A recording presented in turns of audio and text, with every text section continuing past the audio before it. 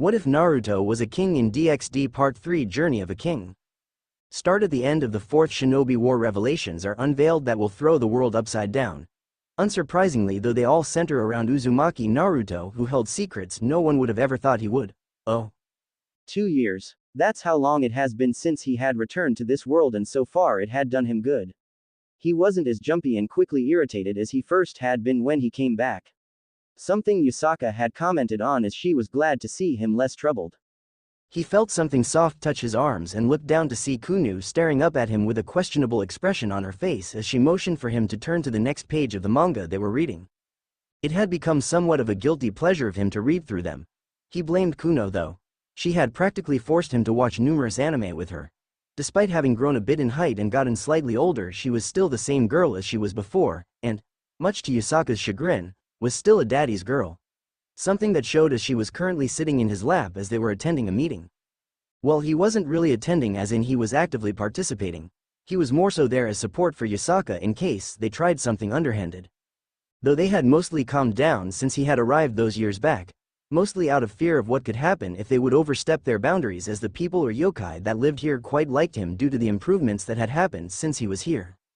First was that with him the yokai had gotten a powerful person to join their faction, one capable of matching the Maos. The fact that he was human didn't bother them in the slightest. The second thing was that it was due to him Kyoto had become safer than ever. With the ban of fallen angels from entering Kyoto, the already low crime rate had become practically non-existent, making both yokai and humans that visited feel more safe with those pesky crows out of the way. The third thing was the barrier that now surrounded Kyoto. It had taken him and Jiraiya less time than they had thought in order for them to set it up. It now surrounded Kyoto and would message either Yusaka, himself, or the specialized team they had appointed to the task every time a fallen, devil or human with abnormally high magic reserves would enter. They had received a droplet of blood of the yokai that currently lived here to add them to the system, so that should they leave and enter it would ignore them unless it was done manually. Speaking of Jiraiya, Naruto had given the man the opportunity to travel the world on his expenses.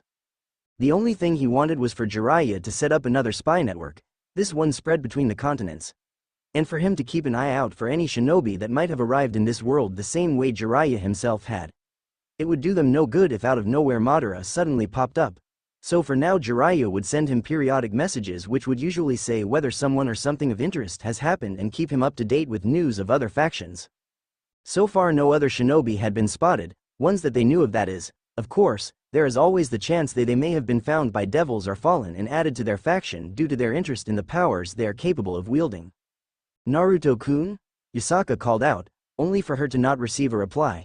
With a small frown she turned her head to the direction he was in, only for her eye to twitch as she saw he was immersed in the manga he was reading alongside their daughter. She should have never let her daughter corrupt her husband. Yes, husband. A small smile formed on Yusaka's face as she ran her fingers over the ring she wore. It was a beautifully crafted golden ring with dozens of small diamonds along the band and held a large pink diamond in the middle. She clearly remembered when he had proposed to her. It was night as Yusaka and Naruto were currently attending numerous festivities in Kyoto where they celebrated the anniversary of Yusaka's ruling. Having put Kuno in bed earlier with a few cage bunshins watching over her. They were currently slow dancing, swaying from side to side while their eyes were focused solely on the other. Both were clad in expensive and elegant-looking kimonos as Yusaka had her arms wrapped around his neck while Naruto had his placed around the small of her back. Surrounding them were numerous other couples, though it was clear that most of the attention was focused on Therm. The song changed as they looked at each other, an unspoken message being sent to their partner as they closed the distance between them, her face resting in the crook of his neck while he leaned his head on hers. Suddenly she felt him grasp her left hand, his fingers wrapping around her ring fingers as his hand, unseen by anyone, glowed golden for a split second. He brought her hand up in front of her, gaining a raised eyebrow before she averted her gaze to her hand. Naruto watched as she looked at it for a few seconds before her eyes widened and she gasped. "In Naruto-kun, is this?" Naruto smiled at her as he intertwined their fingers, leaning down slightly as he pressed his forehead against Yusaka. His red eyes looking right at her. "Yusaka," he breathed out her name, "will you marry me?" "Why yes, of course I want to marry you," Yusaka exclaimed in joy. Her words had gotten the attention of those nearby who watched as the two shared a kiss. Yusaka running her hand through his blonde hair as Naruto pressed her against him. Tears of joy ran down her face, though they were unseen by anyone due to her face being buried in his chest. She held a fond smile as she remembered that day. They had gotten married 2 weeks later from that day. Her smile turned perverse however as she recalled what they had done that night. She repressed a shudder as she remembered how she had screamed out his name in pleasure. She rubbed her thighs together as she remembered the things they did. Naruto, Yasaka growled out his name, this time successfully getting his attention. Yes, Yasa. Ka? He faltered slightly as he was subjugated to her narrowed gaze. Are you paying attention? She received a nod as he abruptly closed the manga they were reading, gaining a pout from Kuno. Of course, Yasaka-chan, I always listen to what you have to say. Yasaka scoffed before she shook her head. It was not the time to play around, especially since they were still in the meeting. Very well, I have received a message from one of the Maos, Seraphal Leviathan. They wanted to arrange a meeting with you regarding a certain area that's under your name. Kuo. I think that's what it was called, I can check it later. Anyway, they wanted to arrange a meeting in order to discuss some business regarding that plot of land. I see, how interesting. Naruto commented. The relationship between devils and yokai hadn't really changed over the years. It had gotten neither worse or better, though there were some signs they were quite annoyed with how efficient the yokai had gotten when it came to removing any spies from Kyoto due to them being unaware of the now invisible barrier covering the city. So at the moments they were just neutral towards each other since they hadn't done anything that stopped them from entering Kyoto like the fallen angels had done. Well, what's your answer? Send them a reply that I'm open to meeting them. I'm quite curious what they want with Kuo, as it doesn't really have anything to special aside from the various yokai that are currently living there who wanted to leave Kyoto for a breath of fresh air. Yasaka gave him a nod. Alright then, this meeting is over. Yasaka said to the elders with a slight bow as she walked up to Naruto, who was holding Kuno. Naruto-kun, has Jiraiya-san messaged you back yet? Yasaka asked as they were walking through the streets of Kyoto, hand in hand. No, he hasn't, unfortunately. Shame. So you have no idea how to train her in using those chains of hers? He shook his head. Sorry, I only knew of them since my Mo Kushina was capable of using them. I hadn't inherited them, so I'm clueless when it comes to them. The couple were talking about the chakra chains Kuno had unlocked. It had happened one a random day when she was trying to catch Kurama. She had told them that she could feel something wanting to come out and just thrusted out her hand, which shot out a golden chain. Yasaka and Naruto watched as Kurama evaded one of Kuno's attempts at catching him. It was something they often did, both as a way to tire her out and to increase her stamina. Kurama waved his tails in an attempt to annoy her, which worked. Releasing a small growl, Kuno ran at the small form of Kurama and prepared to lunge at him. Noticing what she was trying to do, Kurama got ready and abruptly moved to the right. He was caught off guard, however, as Kuno, instead of jumping at his previous location, launched herself at him. Kurama did his best to dodge, but due to not being prepared, had one of his tails caught by the young girl, who gave him a victorious smirk. Not liking that smirk, Kurama used his other tails and began to tickle her. Laughing, Kuno let go off his tail and he wasted no time before escaping her.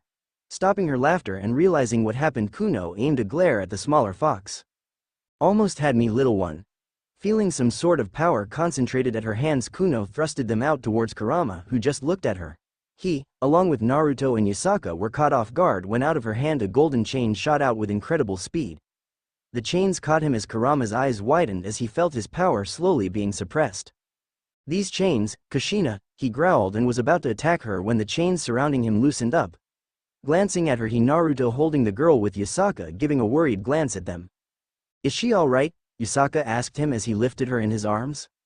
Yes, she just passed out. Most likely from unlocking those chains. He told her as he looked at the now snoring form of his daughter. What were they? I have never heard of an ability such as that one. They're called Kongo Fusa, or adamantine sealing chains. They're a rare bloodline from the Uzumaki clan. I don't have them myself, but they're very useful, capable of holding down Kurama over there in his complete form. He pointed at Kurama, who glared at him in return.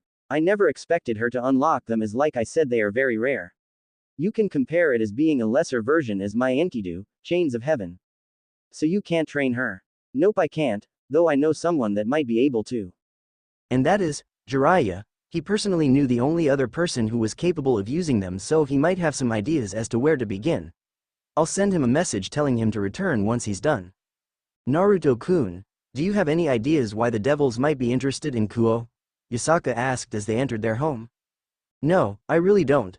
I've looked over some papers but couldn't really see anything that might get their attention. The fact that we have numerous yokai living there would make me think they want to stay away. Regardless though, if we meet I'll be sure to be on guard, as you never know with these devils. Kuo too is a barrier around it, right? Yup, we had made extras in case something like this happened. We need to make sure we keep your race safe and these barriers to a damn good job. I mean, how many possible spies have we kicked out since the barrier was placed? Literally dozens of them from numerous factions. It sucks that we don't have a realm like the devils have the underworld, as it would quite nice. Then again, we have less numbers than they have and it would make it harder to keep up with. Yusaka hummed in agreement.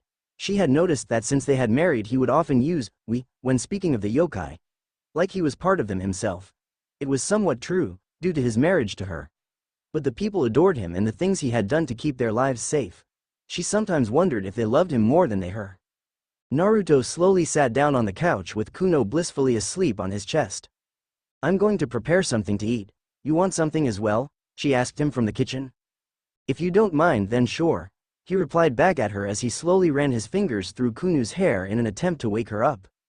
Kuno opened her mouth and mumbled something incoherently before she snuggled deeper into him. Naruto silently blamed the warm aura he unconsciously released. It drew people in and made them feel safe. Even Yusaka was affected, as she could easily fall asleep when he was holding her close. The only time he wasn't releasing the warm aura was when he was upset or angry. Then his warm aura was quickly replaced by one that reeked of maliciousness and bloodlust. Sasuke stood in a dark room, alone. He had grown in both strength, mind and height since the last time he had seen Naruto.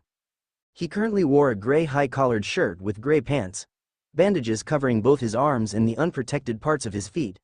His hair had changed from its usual style, now opting for a more flat look with bangs framing the side of his face and between his eyes. Currently he had a blindfold over his eyes as he eased his breathing. Suddenly, without a warning, his hands blurred as he went through a set of hand seals. The sound of birds chirping could be heard through the room as Sasuke held up his hand. One that crackled with lightning. However, it wasn't blue. No, the lightning in his hand was black, pure black. During his isolation, Sasuke had trained himself through the ground. Using numerous cage bunshin, he continued his lightning manipulation, despite having mastered the element. Some might say it was a waste of time, not for him though, as the proof was there in his hand. It had taken him months of tiring himself out. Each day, each week, each month of working to exhaustion had finally paid off, as his lightning manipulation was on a whole new level. Without a word he flicked his hand forward. The Chidori in his hand expelled dozens of senbon made out of black lightning. As it hit its target, the many wooden dummies spread throughout the room. They exploded on contact. Sasuke didn't move, even as hundreds of splinters propelled at high speeds through the room, barely missing him as they embedded themselves into the walls surrounding him. After a moment of silence, Sasuke reached up and removed the blindfold he wore. His eyes, one purple and the other black and red, gave off an eerie glow, as it was the only thing that could be seen in the completely dark room. The eyes that held power no mortal should have. Power that was capable of wiping complete villages off the map if he wished it so. Blinking once, Sasuke swiftly turned around and walked out of the room in his little hideout he had made for himself. Suddenly Sasuke stopped moving as the area around him shifted. Genjutsu? No, it should be impossible with my eyes. Sasuke thought as he got ready for any attack that might come. Despite being the strongest shinobi, he wasn't going to let down his guard, as even genin are capable of killing Junin or cages. Sasori was a perfect example of this, having killed the third Kage when he was just a young boy. His eyes snapped upwards as the space shimmered for a moment. When it stopped, Sasuke couldn't help but blink, thanking his Uchiha blood from stopping him reacting like anyone else would have done as he looked at the figure floating in the air above him. Who are you? Sasuke asked as he inspected the person. It was a small girl with long black hair and black eyes that held no emotion. She was wearing a weird black-looking dress that didn't cover her chest, evident by the tape that seemed to be covering her nipples. With his advanced eyesight, he noticed her ears were different from regular humans as well. I am Ophis. The girl spoke with a tone that matched her expression. Sasuke was on guard because as much as he tried to, he couldn't sense her. It was like she wasn't there in the first place. But he knew it wasn't true. His eyes would have told him otherwise. Well, Ophis, what do you want? You're strong. Sasuke raised an eyebrow. Okay, I want you to join me. Join what? My group. Yay, I don't know about that. I kind of am tired of joining all sorts of groups. Not to mention that I'm interested in something else. Uzumaki Naruto.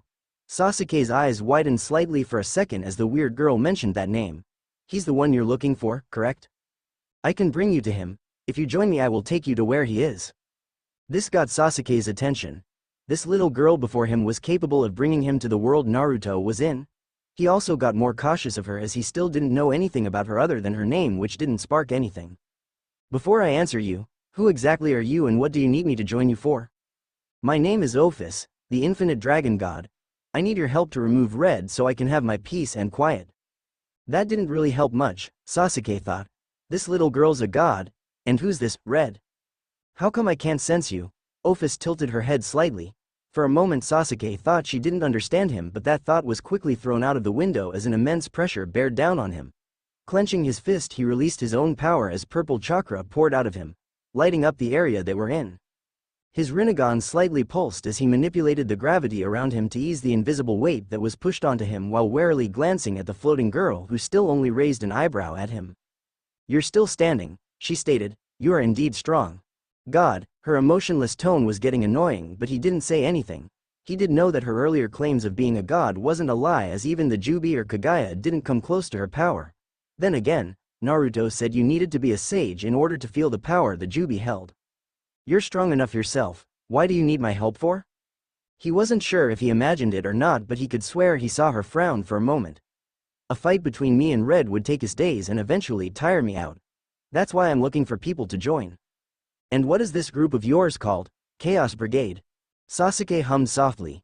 It was a good name, he thought, though he liked Akatsuki more.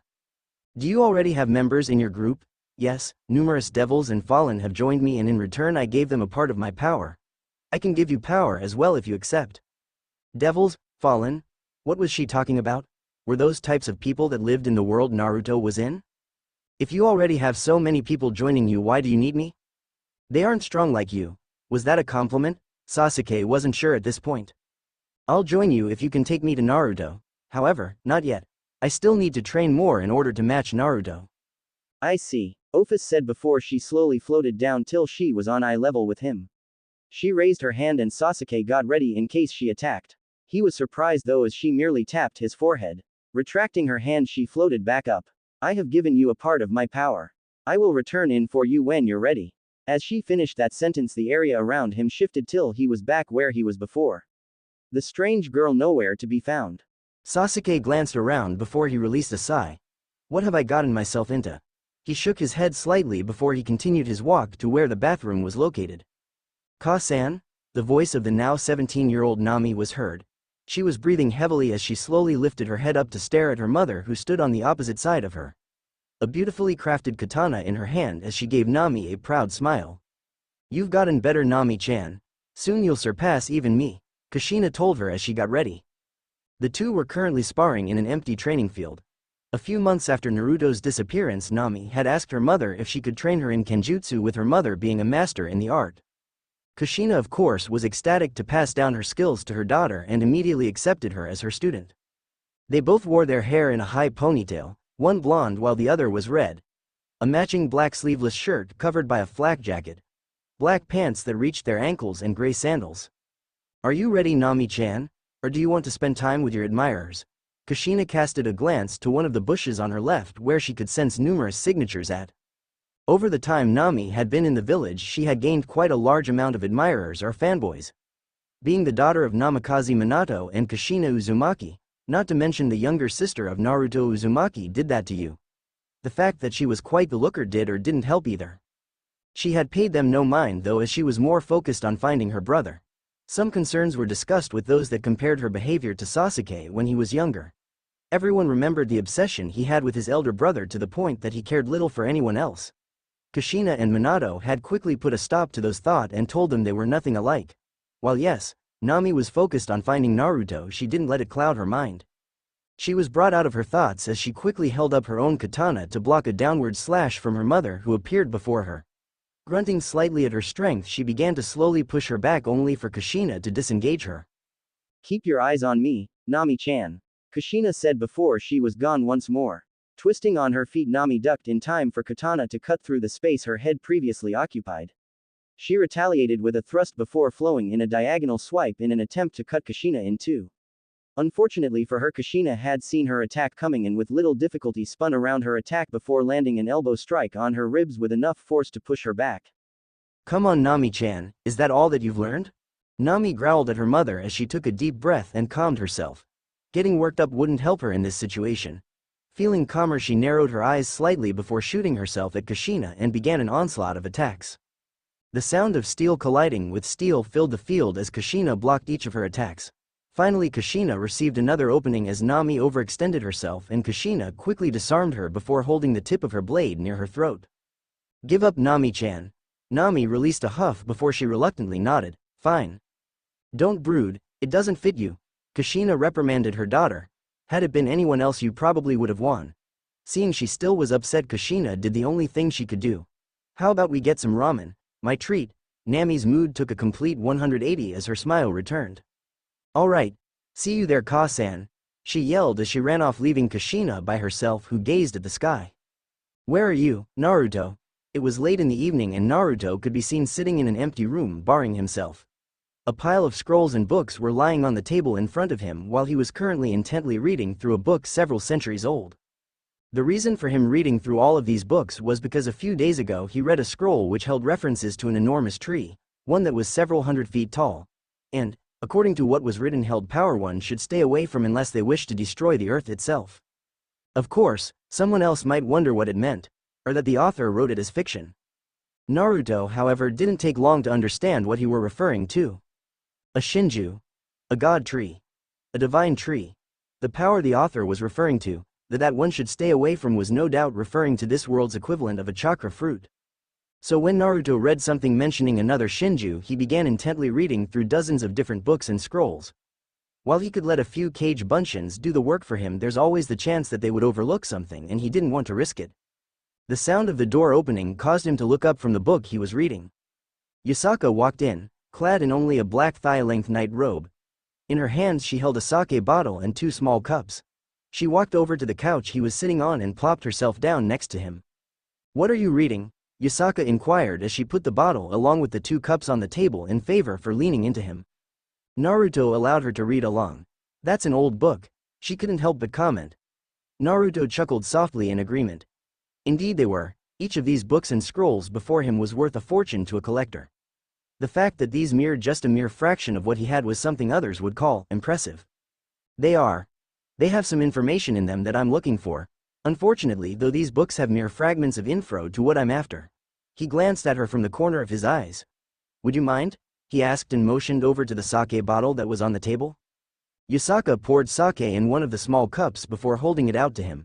Just as Naruto was about to reach down, Yusaka surprised him by pouring it into her own mouth before smashing her lips on his, eyes widening slightly as he felt the liquid spill from her mouth into his, aided by her tongue that swirled in his mouth. Disengaging from the kiss, Yusaka gave him a smile as she licked her lips clean. Grabbing another cup, she filled it before repeating her actions. Naruto closed the book he was reading and flicked it on the table with the rest. He wrapped his arms around her. He was laying on his back, eyes closed as he wrestled against her tongue with his own. He moved his hands down her back before resting them on her rear, which he gave a firm squeeze, eliciting a pleasured mewl from the foxwoman on top of him. Breaking the kiss, Yusaka rested her body on top of his, basking in the warmth he gave off. "You know," Yusaka spoke up after a moment of silence, "I received a message from Serafal that they wanted to meet up 2 weeks from now on a Friday." "Really? That's quick." "I know. From what the message told me, they wanted to have the meeting in Kuo. Serafal, along with the current Lucifer himself, will be attending the meeting. Are you going to bring someone with you?" Naruto hummed in thought. "Not sure," he answered after a moment. "I would bring you, but you're needed here. Perhaps Jiraiya if the man returns beforehand. He can be quite serious if the situation calls for it. Aside from him, I don't really feel comfortable bringing somebody else." Yusaka said nothing as she snuggled deeper into him. "Say, why don't you release those cute ears and fluffy tails of yours?" Yusaka looked at him for a moment before she giggled softly. "All right, Naruto-kun." From between her hair 2 blonde fox ears came into view, which he began to scratch. She purred softly as she wrapped her tails around them. "You want to sleep like this?" Naruto asked her after a while of just laying there as he could. She was getting tired. Yusaka tilted her head to look at him before nodding, eyes drowsy. Giving her a smile, he created a Kage Bunshin which turned of the light before it dispelled himself, while Naruto turned onto his side together with Yusaka. "Goodnight, Yusaka-chan." "Night, Naru-kun," she mumbled in return as she slowly dozed off. Naruto sat in the living room along with Kuno, his fingers tapping absent-mindedly as Kuno seemed to be immersed in what was currently on TV. Naruto himself was focused on something else. He had sensed Jiraiya enter the barrier surrounding Kyoto earlier today. However, the man had yet to show himself. Perhaps he should speak with him regarding certain rules when it came to him being requested back. "What is it?" he asked Kuno as he felt her tugging on his arm. "I am bored," she whined as she looked at him with big eyes. Naruto felt himself falter the longer he looked at her. "Come here." He patted his lap. "It seems you get bored quite easily." "No," Naruto mused as he began to play with her hair. "Don't you have any friends to play with?" He felt her stiffen for a moment before it was gone. He felt it though, which confirmed what he said. He wrapped his arms around her as he pulled her in for a hug. "It's okay. I'm here for you," he whispered softly as he heard her sniff silently in his arms. The scene was interrupted as Jiraiya suddenly barged in the room. "I heard you wanted to see me?" Naruto deadpanned at the man. Kuno looked at him as well before she brought her tails up to swipe away the tears that had formed in the corner of her eyes. "Nice job ruining the moment, Jiraiya," Naruto grumbled before motioning for the older man to sit down. Doing what he was told, Jiraiya sat down opposite from him. "So, what is it that you needed me for?" "It's about Kuno-chan here. While you were gone she unlocked Kushina's chakra chains," Naruto revealed, shocking the man. "Really?" Jiraiya couldn't help but be surprised and glanced at the young girl on Naruto's lap. Even among the Uzumaki, the chakra chains were a rare and sought-after ability. The ability to hold down even the strongest Biju. It was the reason Kumo had tried to kidnap Kushina when she was younger. "So, what is it that you needed me for, aside from informing me, that is?" "Well, I was wondering if you're capable of training her and using them. I thought that with Minato being your student and Kushina his now wife, you might be able to help her. I mean, I don't know if you need specific methods in order to train her properly, and I don't want her hurt," he said as he nuzzled her hair. Jiraiya scratched his chin as he looked to be in thought. "I might. While your moth Kushina never completely explained how they worked, I have seen her train with them numerous times." A frown marred his face as he saw the look send his way when he referred to Kushina as his mother. It was sad, really. Naruto had stated multiple times he wanted nothing to do with either of them or his younger sister, and that he wouldn't bat an eye should they get killed. Jiraiya of course tried to reason with him, but that ended up with him getting ignored. Yasaka hadn't bothered with asking about his parents, as she could see that while he didn't really hate them per se, he definitely didn't love them either. He was indifferent to them, like he had once said. "Say, where is she actually, your wife?" Jiraiya asked with a proud smile. He had been present during their wedding once he received news he had proposed to her. He wasn't surprised she had accepted, as he could see they were clearly in love with another. They had a somewhat small wedding reception that was attended by some of the more older members and people Yasaka knew personally. Jiraiya had never seen his godson smile more than he did that day. It really was a beautiful moment, and he was glad he was able to be there in person. Oh, Yasaka. She's currently in her office doing whatever. Despite her being able to form clones, she sometimes likes to do it herself. No idea why, but whatever," he shrugged his shoulders. "Oh, I have something else I'd like to ask you," he spoke up, getting Jiraiya's attention. "In a week and a few days I have a meeting in Kuo with two of the current Maos. I don't know what the meeting is about, except that it has to do with Kuo itself. I wanted to ask if you wanted to come along since Yasaka is needed here." "A meeting with two devils, huh?" Jiraiya mused. "I guess I can go with you. In the meantime we can start training Kuno in the basics. Since she was capable of forming those chains means she's already unlocked her chakra. Has she done any chakra exercises such as tree walking?" Naruto shook his head. "No, she hasn't, as I wanted to wait till she was a bit older before starting those. Though it wouldn't hurt with how massive her reserves are for someone so young." "Indeed. Her being a Kyuubi on her mother's side, and you due to your Uzumaki genes and whatever else you have. She has a lot of potential, I can already see that. And with both Yasaka and yourself leading her, who knows what the future has in store for her. After all, you are still unpredictable, no?" Naruto couldn't help but let out a laugh at Jiraiya's words. The confidence in which he spoke them with was surprising. Feeling something on his hand, he suddenly looked down. "What are you doing?" he couldn't help but ask as Kuno was chewing on his hand. She ignored him, however, as Jiraiya sent him an amused look. "Are you hungry?" She stopped for a moment, nodded before continuing trying to chew off his hand. "You really are weird, huh? But it's to be expected, I guess." He stood up while carrying Kuno and motioned for Jiraiya to get up as well. "Let's go and look for Yasaka-chan, perhaps she wants some food as well. Afterwards we can see if you can help out Kuno with those chains." He glanced at Jiraiya before he walked off. Jiraiya looked at him before he followed after him. He could use something to eat as well. His stomach growled not even a second later, like it was confirming what he thought. Where did you say they wanted to meet up with you again? Jiraiya asked as he looked to the side at his shorter companion. The two were currently walking through the streets of Kuo towards the location they wanted to meet, wherever that might be. They were currently both clad in casual attire, as a kimono would attract too much attention in the city they currently were. TCH, they said some small restaurant or whatever. Kuno, keep close, Naruto called out to his daughter, who mumbled an apology as she lowered her walking pace. I know you're excited to be out of Kyoto, but Yusaka would probably kill me if something were to happen to you, he said as he ruffled her hair. I'm still surprised she allowed you to take her with you, to be honest, Jiraiya commented. Yay. Me too, you know, I'm quite jealous of you. Jiraiya suddenly spoke up as they continued their walk. Ho? Naruto turned his head to Jiraiya. Why? Are you blind? Look around you, Jiraiya sniffed. What I would do to be in your position.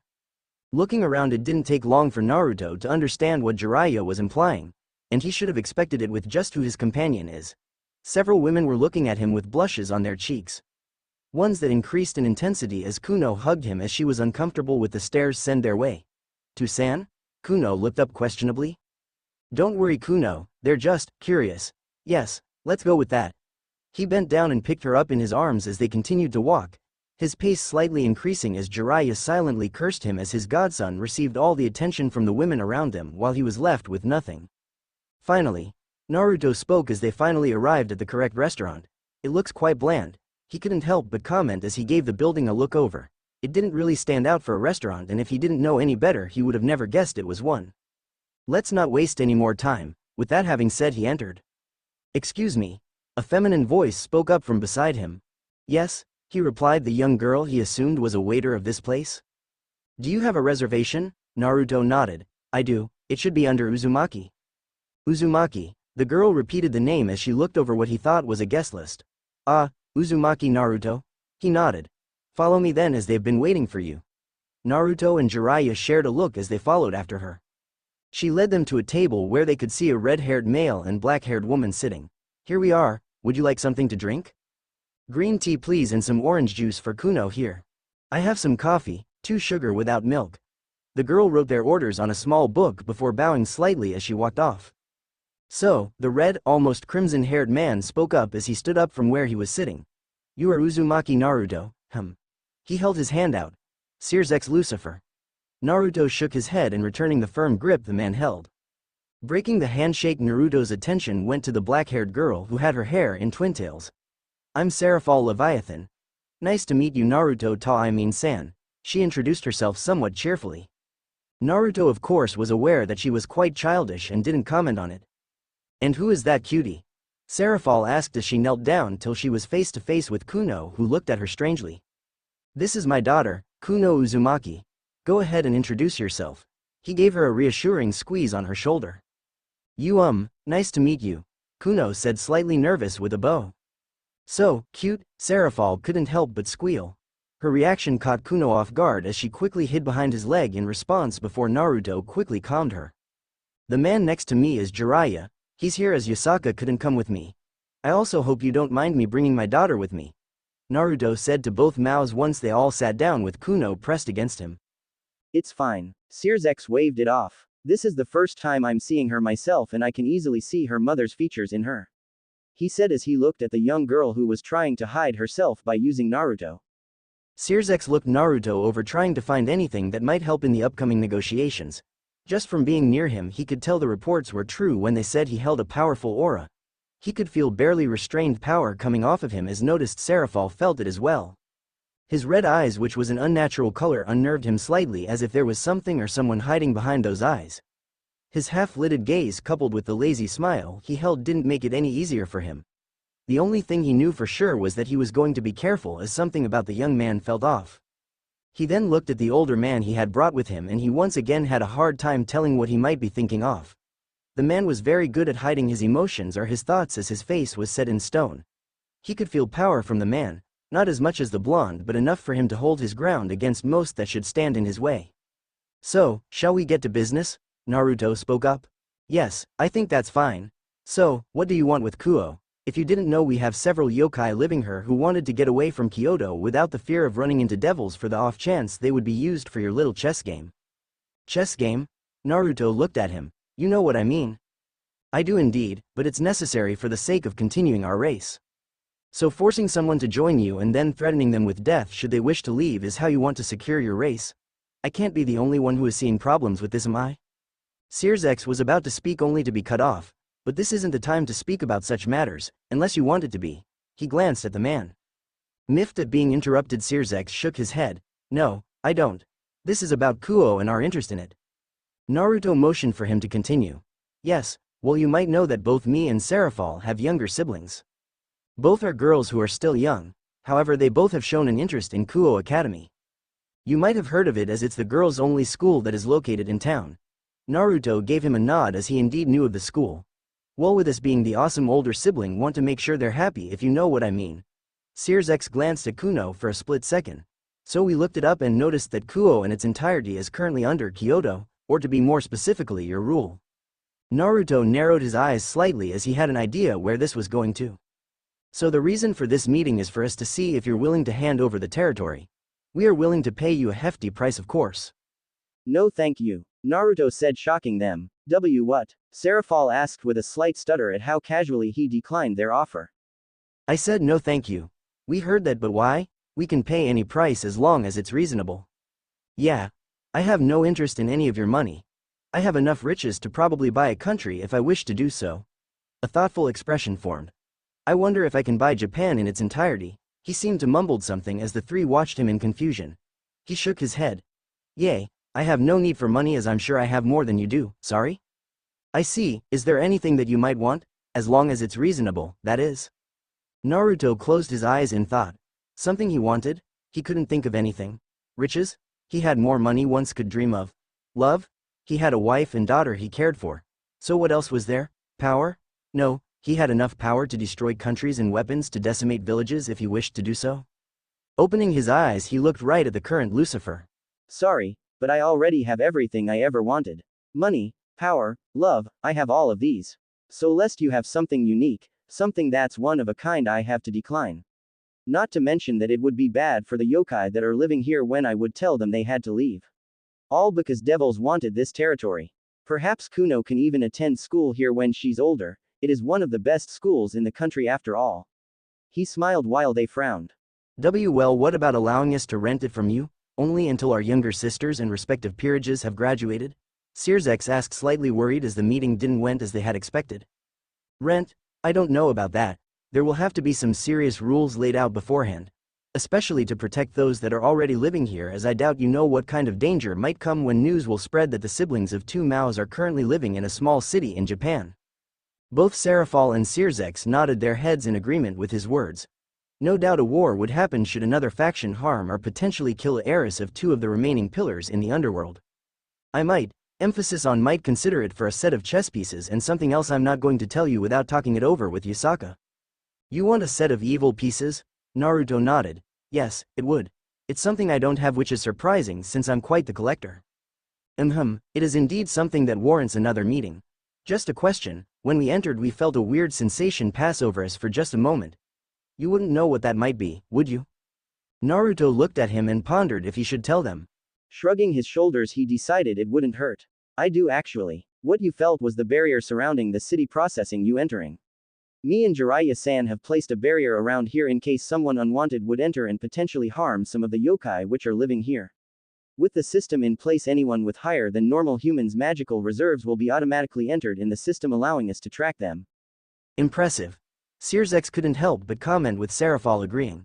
Such a large barrier wasn't completely unheard of, though the fact that it did what he said was. If that was all, I'd like to go home now. Yasaka is probably already worrying about Kuno here. He ran his fingers through her hair. Yes, that is fine with me. I will keep in contact in case of further meetings, Sears said as they all stood up. Oh, congratulations on your marriage, by the way. He commented as they left after paying. Naruto watched their backs as they left before Jiraiya pulled him out of it. That was an interesting meeting, wouldn't you say? Yes.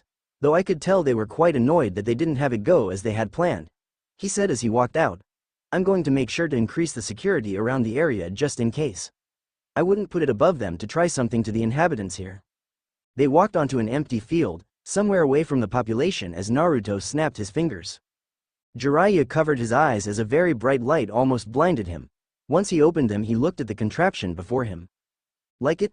Naruto said as he and Kuno, who was in his arms, walked past him. It's my personal way of transport called a vimana. He sat down with her on his lap. The only one in the world capable of reaching Kyoto within minutes. Of course with Kuno here I can't go that fast regardless though. The vimana slowly rose from the ground. Wait, what about me?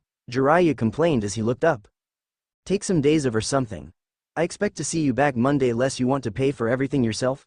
Not waiting for a reply, Jiraiya watched as they became invisible and left him behind. Looking at the spot he occupied just seconds ago, he shrugged. Might as well do what he said. I wonder if there are any hot springs in Kuo. Jiraiya mused as he walked off, a perverted giggle escaping every few steps. Are you alright? Yusaka asked as she saw her husband stiffen for a moment. Yes, I have a feeling something interesting is going to happen.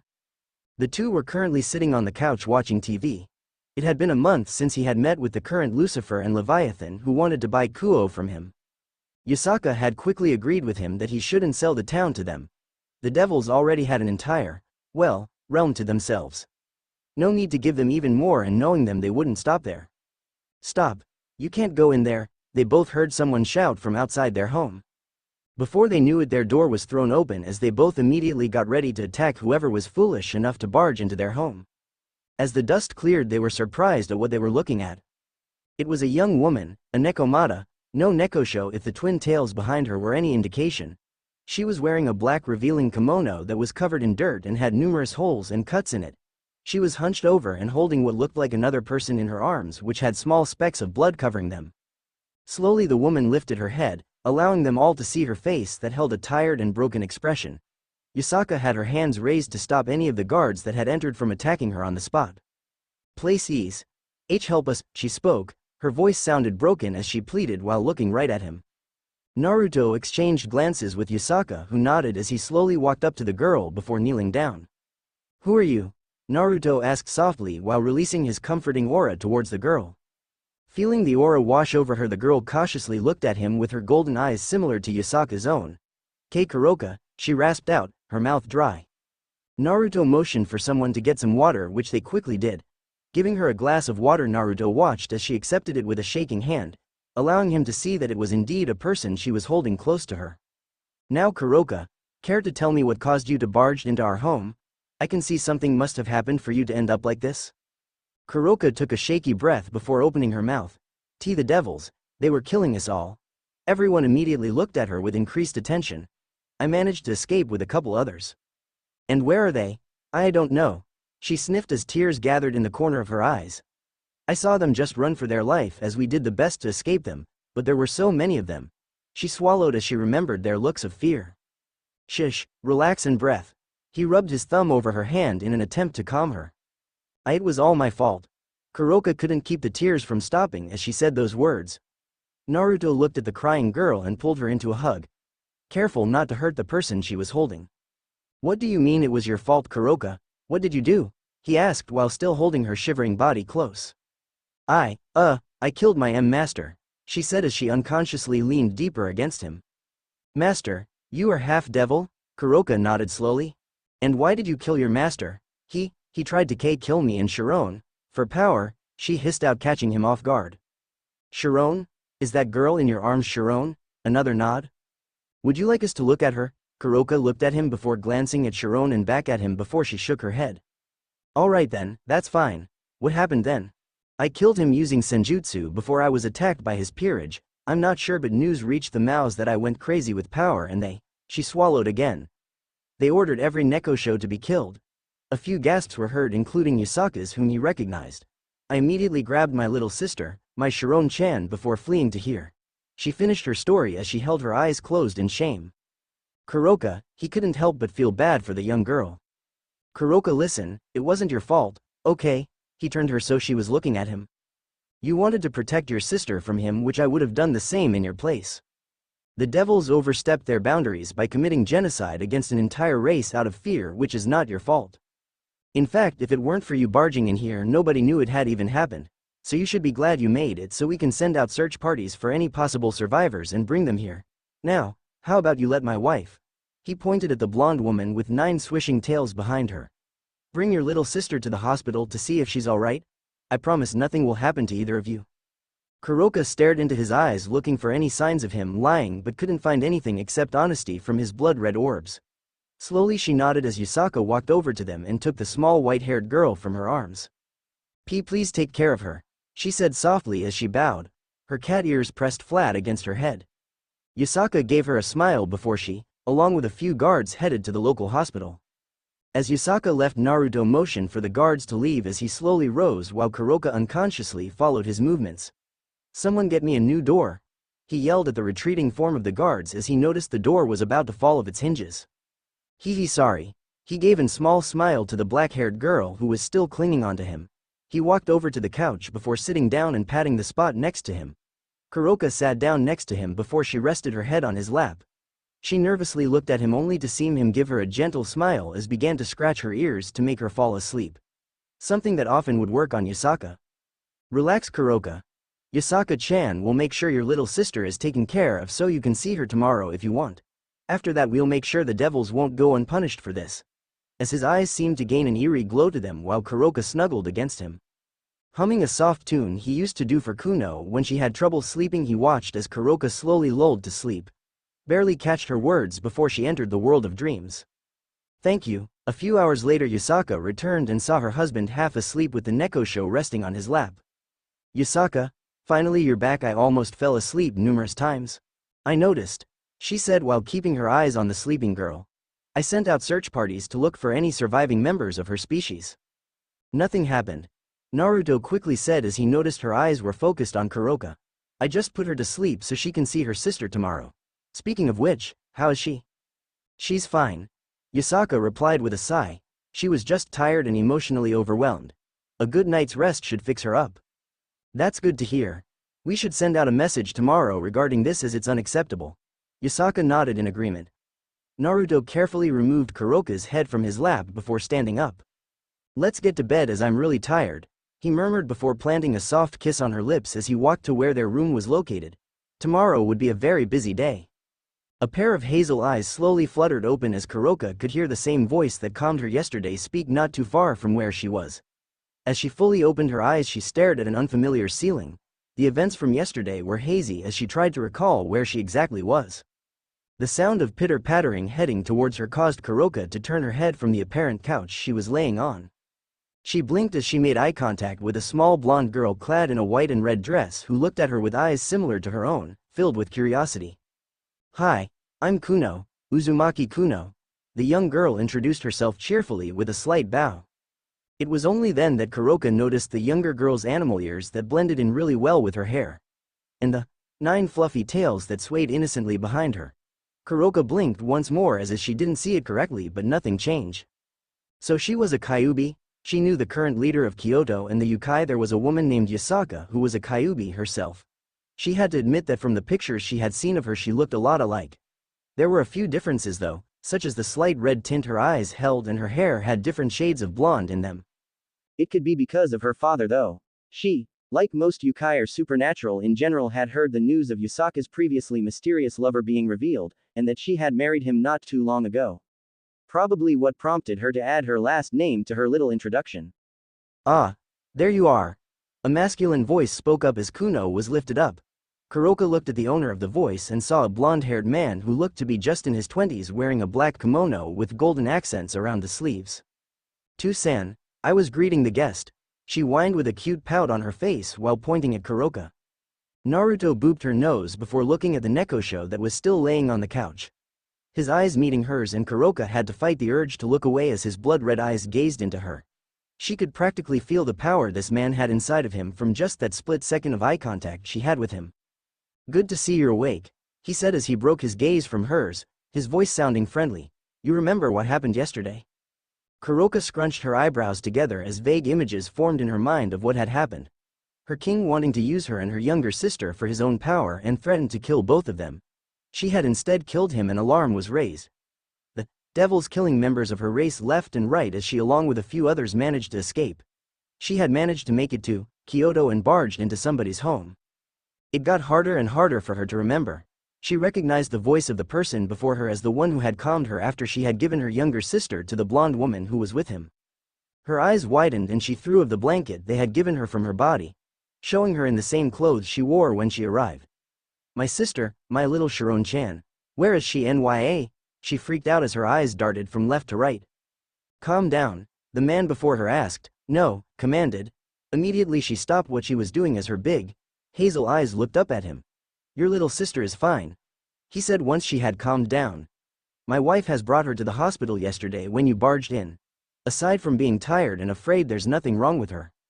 Kuroka released a sigh of relief at his words as she closed her eyes before opening him and looking at him. Who are you exactly Nya? She tilted her head while looking at him.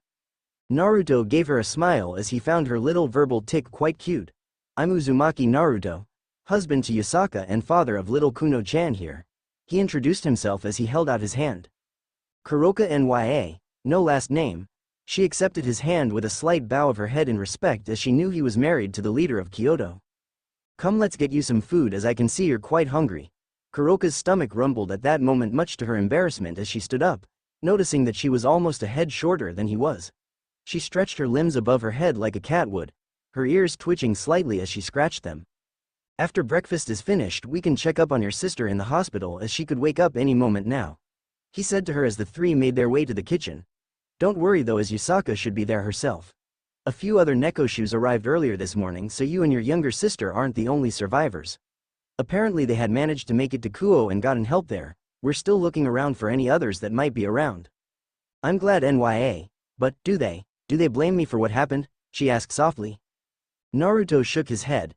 While they initially did, once we explained your situation they quickly lost any hatred they had towards you, as they would have done the same thing you did. That's good, she murmured as she sat down at the table. Kuno taking the seat next to him. She somewhat reminded her of her younger sister, Kuroka had to admit. Anyway, Naruto spoke up from where he was making something to eat. You and any other Nekoshus are to stay inside of Kyoto for a while. The security around here has increased dramatically in case some devils might come here for any of you. You never know what they might try with how arrogant some of them are. But, like I said, it should be fine with Yusaka being in the hospital and myself with you, who is no doubt the biggest target in this. Here, he placed down a plate of food for both Kuroka and Kuno. Eat up and then you can see your sister. You too, Kuno, or Yusaka will be upset when she hears you skipped breakfast. Naruto enjoyed the look of fear that passed the younger Kyuubi's face before she quickly got started. Having finished breakfast, Naruto walked over to Kuno and picked her up so that she was carrying her, who gladly snuggled into him. He walked over to Kuroka and placed his hand on her shoulder. This might get a bit dizzy, so. Wah! Kuroka barely managed to get out before they disappeared from his home, leaving behind a few golden particles. What was that Nya? Kuroka hissed as she almost fell to the ground. Looking around, she noticed that they were no longer in his home but a hospital, if the clothes the people around her wore were an indication. Teleportation? Kuroka thought as she looked at the blonde male that had brought her here. He was giving her an amused smile, much to her annoyance. But there was no teleportation circle. She mused before she got herself together. Naruto-kun, a feminine voice called out as they all turned to the voice. Kuroka watched as a beautiful blonde woman walked towards them. She had pale, unblemished skin and gave a beautiful smile towards her male companion. Blonde hair done in a ponytail with matching eyes, wearing a shrine maiden outfit with slight modifications. A pair of fox ears stuck out between her hair and behind her trailed 9 fluffy, blonde tails. She recognized her as Yusaka, Kyuubi Yukai and ruler of Kyoto. As she got close, Naruto leaned down as he shared a kiss with her before he handed Kuno over, who despite slight objections complied. Yusaka turned to the black-haired Nekosho standing next to them. You must be Kuroka. You probably know me, but I'm Yusaka, Naruto-kun's wife. Nice to meet you, Nya. Kuroka bowed in respect before looking at the kitsune woman. Naruto-sama said you knew where my little sister is, Nya. Naruto raised an eyebrow at the suffix added to his name but didn't comment on it. She probably got used to addressing whoever was her king like such. Correct. Yusaka said as she adjusted Kuno in her arms. If you follow me, I will take you to her. Kuroka nodded her head, wanting to see how her younger sister was doing, and wasted no time as they began their walk. Have there been an area cleared out to house the remaining Nekoshus? Naruto suddenly spoke up as they walked through the hallways, which were more busy than usual. Yes and no. While I've already picked a clear spot in order to place them, it's just that, a cleared spot. So for now I'll have them stay in one of the hotels around here.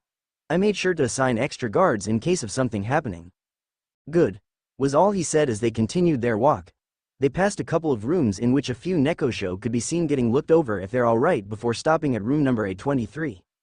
Opening the door, they could see there, laying in the large bed in the middle of the room, was a small white-haired girl. Said girl slowly turned her head as she heard the sound of the door opening before spotting the same blonde woman from earlier carrying a smaller blonde girl accompanied by a taller blonde male before her eyes rested on the last person. "Ne-sama," she said. Her voice was somewhat weak as she looked at the black-haired girl she recognized as her sister. "Sharon-chan Nya," Kuroka exclaimed as she hurried past him towards the smaller girl and hugged her. "I'm so glad you're fine, Nya," she said as she looked her over. "You are fine, right?" She received a nod. "Ne-sama, what happened?" she asked softly. Kuroka let out a sigh as she hugged her younger sister close to her, one of her hands running through her short hair. "I killed him, Nya. He tried to use us as weapons and was planning on killing us both. However, once I killed him, alarm was raised and those devils," she spit out the word like it was venom. "They began to slaughter us all. I took you before I ran with a few survivors, Nya. Now we are here in Kyoto with Naruto-sama and Yasaka-sama," she sniffed as she looked at her younger sister. "Please forgive me, Sharon-chan." Tears began to leak down her eyes as she looked away. Soft fingers touching her skin alerted her as she looked down, seeing Sharon wiping away the tears that had fallen. "Ne-sama, I could never hate you. I'm happy we are still alive and that you saved me." Kuroka gave her a smile as she continued to hold her close whilst gazing out of the window, happy she didn't hate her like she had thought she might. From behind them, Naruto and Yasaka watched the scene with a smile. Yasaka had silently informed him that she had told the younger nekosho details as to what happened to not make her feel threatened, especially when she woke up earlier. The moment she had shown her own yukai features, she had calmed down, allowing her to explain. Feeling someone nudge his sides, he turned to Yasaka. "Let's go, I'll send someone over to inform them where they can find us later." Giving the two sisters a last glance, he nodded as he felt her take his hand in her own before they exited the room. Naruto stood in empty field with the exception of a few guards he had sensed and Kuno, who stood near a tree, looking determined. He had brought her along to start on some slight exercises to help her when they will start to seriously train her. "Alright Kuno," Naruto spoke up, getting her attention. "In order for me and Yasaka-chan to properly train you, I will show you one of the basic chakra control exercises that will help you in the long run." He took a few steps till he stood right in front of the tree. He placed one of his feet against the bark before looking at his daughter. "You will place one of your feet against the bark of the tree before you start to channel your chakra towards your feet."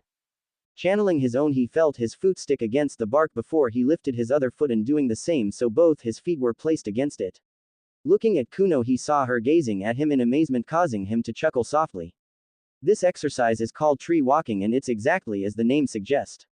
He slowly took another step and another until he reached the top. "You'll need to carefully channel the amount of chakra you have, otherwise you will fall." To prove his point, Naruto cut the chakra to his feet and immediately was sent plummeting down. "Understood?" he asked as he silently landed on the ground and looked at Kuno, who nodded. "Good, then go ahead and try it. Know that it can take you a while as you have really big chakra reserves despite being so young, which make it all the better to start now than later." He motioned for her to walk over. "I'll sit over here to keep an eye out and help you if you need." He sat down as Kuno took a step forward. She placed one of her small feet against the bark just like he had done. A concentrated look appeared as she began to focus chakra towards her foot. It took her a bit, but eventually she felt her feet stick against it like she had seen Naruto doing. Lifting her other foot, she had a bit of trouble balancing herself but managed to do it safely. Channeling chakra to her other foot, she fell down as she lost her concentration due to not focusing on the foot already placed against it. "Owie!" Kuno mumbled as she glared at the tree like it was its fault for her falling. "Don't blame the tree, Kuno-chan. Try to relax and just focus on yourself. It took me several hours before I managed to do it, and I didn't even do it correctly." He tried to encourage her. Nodding slightly to herself, she stood up before repeating what she had done before. Minutes flew by as Naruto kept his eyes on Kuno as she did her best to make it up the tree. Currently she was quarter way up on the tree, having taken careful steps as she didn't want to keep falling. Suddenly Naruto felt a small pulse around his wedding ring and spoke up. "Kuno, Yasaka wants to speak with me, so let's put your training on a hold and you can continue later." Naruto stood up as he walked towards her. Feeling the warm aura of her father close by, Kuno stopped channeling chakra to her feet as she fell, only to be wrapped up in a pair of arms instead of hitting the ground. Using his special shunshin, they were gone. The only signs they were the slight markings on the tree from Kuno's overuse on chakra and the few golden particles that floated around. Arriving in Yusaka's office, Naruto raised an eyebrow at the serious look she held before his eyes landed on the two nekoshoes from yesterday evening. They're here to write up a report on what exactly had happened in the underworld. Yusaka answered his unasked question. In order to charge them with genocide and the blatant disregard for rules we had set up which originally allowed the nekoshoes to settle in the underworld. Interesting. Naruto mused before noticing Kuno wiggling in his grasp and set her down. Kuno, how about you show Sharon here around? He asked his daughter as he motioned towards the small white-haired girl. Kuno's eyes lit up while Sharon looked at Kuroka questionably. The black-haired nekosho gave a nod. It's fine, Sharon Nya, I'll finish this off quickly, okay? Sharon didn't got the chance to reply as Kuno had led her out of the room. Shortly after they left, Naruto created a couple of clones, surprising Kuroka as they too left the room. Just in case something happened and the guards can't deal with it, he said as he noticed Kuroka staring at him. What was that, Nya? She had never seen or heard of something like what he had just done.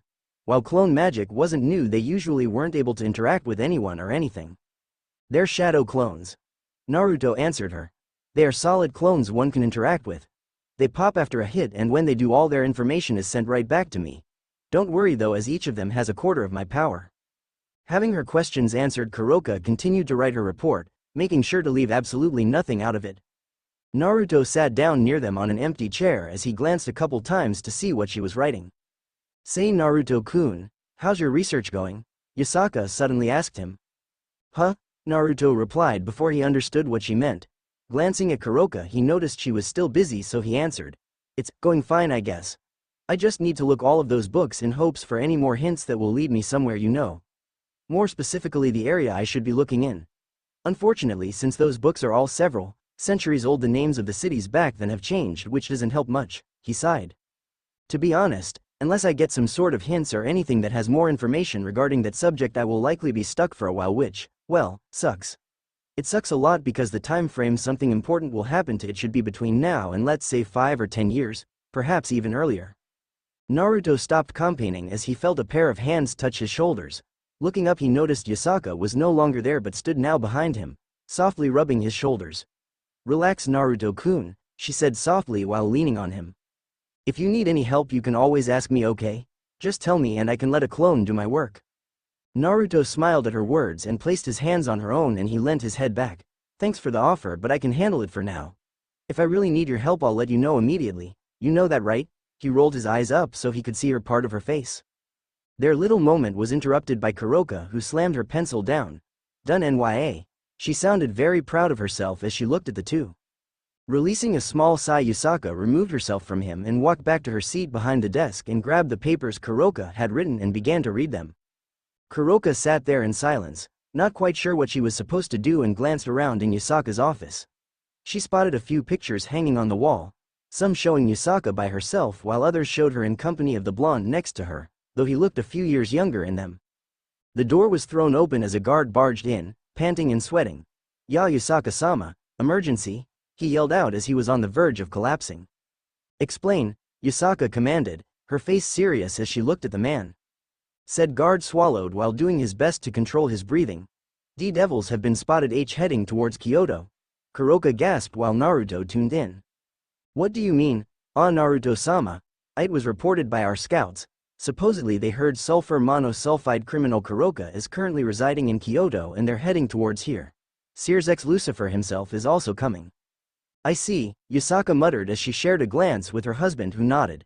Get every guard available to station near the nekoshoes and in the hospital and the shelter close to it except a handful that will go with Naruto-kun and I. Send a message to the barrier team to make sure no one gets out regardless of who they are, which is an order. Her voice was calm yet held in commanding tone to it, making the guard nod his head almost automatically. Well, go.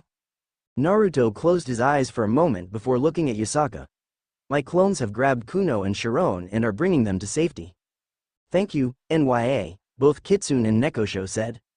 Anyway, he stood up, followed by Yusaka. Let's get prepared. His gaze then shifted to Kuroka, who noticed his look.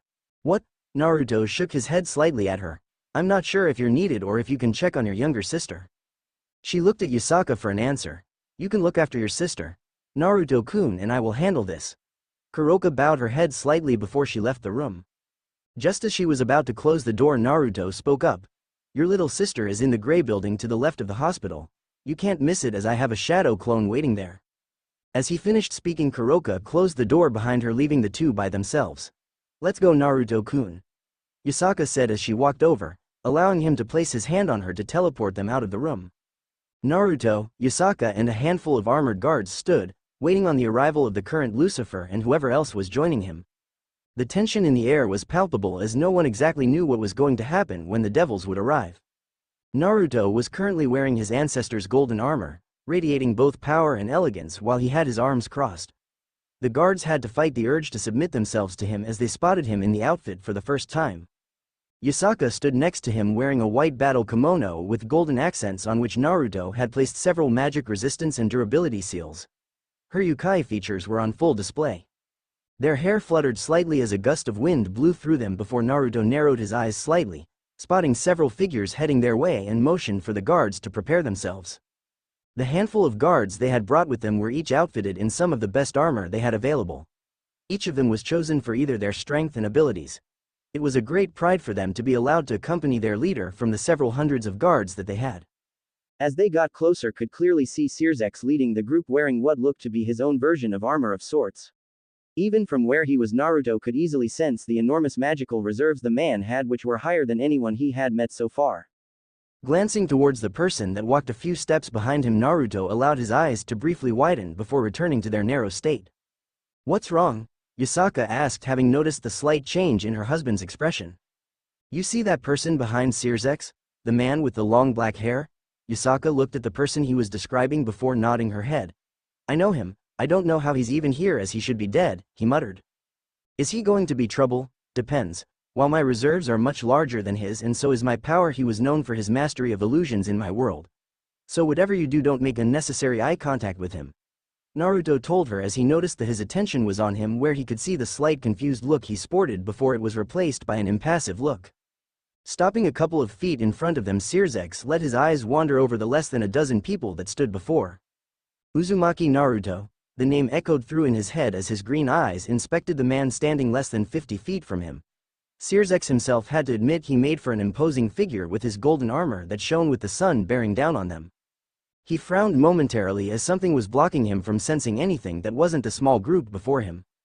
Sirzex Lucifer, Yusaka spoke up, her voice soft yet commanding. What is your reason for being here, without a warning no less, she asked yet at the same time demanded. Yusaka Dono, we're here because we received news a wanted criminal is residing here. She raised an eyebrow. A wanted criminal, you say? They must be very powerful if Underworld's strongest devil is here by himself, not to mention all those standing behind you. They are here because the person we are looking for has killed someone from their house, Sirzex said before gesturing for the man closest to him to step up. While this man is my bishop, Uchiha Itachi. If Naruto-kun spoke the truth, I take it he brought him to cast an illusion to make us forget or allow them entry. He did tell me stories what illusions were capable of in his home world, she mused to herself. Who is this person you're looking for and what is their crime? She decided to play dumb. We're here to find SS-ranked criminal Kuroka, the stray cat for murder of her king Yakubu Mayui, Itachi spoke up in an indifferent tone.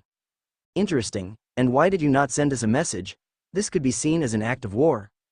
TCH, yeah right. Let's just enter this shithole and get that cat bitch. One of the lesser devils spoke up. Naruto's blood-red eyes landed on the man as a portal opened up behind him. Wah, the same man spoke up as he noticed his gaze only for his words to die in his mouth as he felt an unimaginable amount of pain coursing through his body. Slowly he looked down, his gaze settling on a sword that had pierced him through his stomach.